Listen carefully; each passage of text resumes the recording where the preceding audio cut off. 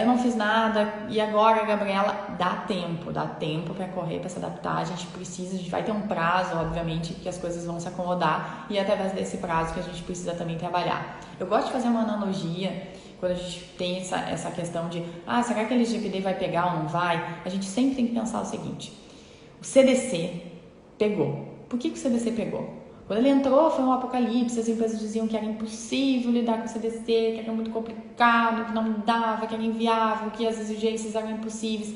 Hoje em dia, as exigências do Código de Defesa do Consumidor são absolutamente normais e todas as empresas cumprem algo que já é padrão, é meio que virou rotina, tá? E por que isso aconteceu? Porque os consumidores botaram o CDC embaixo do braço e fizeram, de fato, aquilo funcionar. E fizeram, de fato, aquela legislação vingar, como a gente fala, né? E aqui é a mesma coisa. A gente pode dizer, de alguma forma, que a Lei Geral de Proteção de Dados é um CDC de dados. Por que eu digo isso?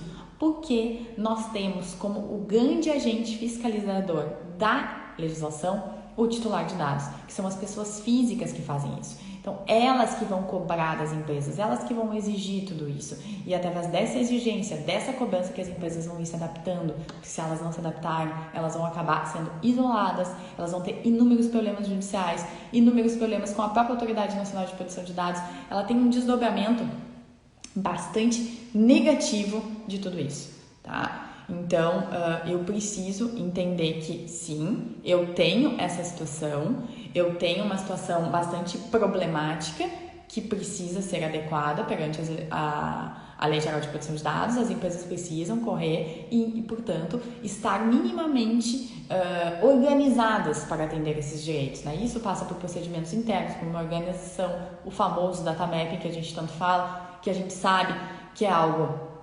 mais trabalhoso, é algo que exige bastante dedicação do cliente, mas ele é necessário, não tem como a gente fugir dele. Uma adequação à Lei Geral de Proteção de Dados de uma empresa, sem um data mapping bem feito, ela não traz nenhum tipo de resultado e nenhum tipo de fruto positivo, porque eu não vou conseguir lá no final, de fato, atender os direitos dos titulares de dados.